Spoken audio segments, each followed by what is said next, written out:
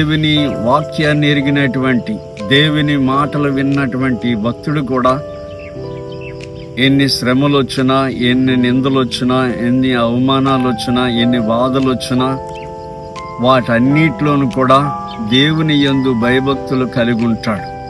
బైబిల్లో వ్రాయబడి ఉంది, నీతిమంతులకు అనేకమైన ఆపదలు వచ్చును, వాటన్నిటిలో నుంచి యెహోవాయే విడిపించును.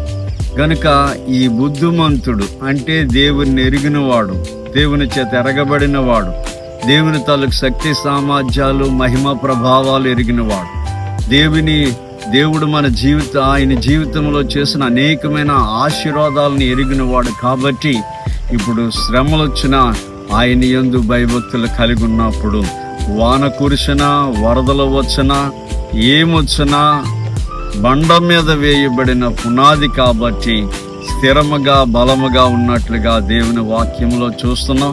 అందుకే బుద్ధిమంతుడైనటువంటి, ప్రార్థనాపరుడైనటువంటి, దేవుని మాటలు విన్నటువంటి ఈ భక్తుడు దేవుని సన్నిధానంలో బుద్ధిమంతుడైతే పరమునకు పోవు మార్గమును కనుగొనునని పరిశుద్ధ గ్రంథములో మనం చూస్తున్నాం.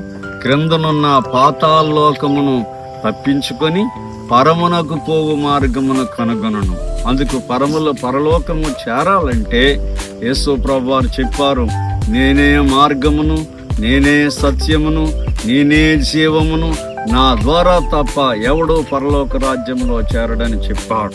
అందు గురించి దేవుని సన్నిధానములో యేసు ప్రభువారు ఆయన మా మార్గము తప్పిన ప్రజలకి మార్గము చూపించినందుకు వచ్చారు.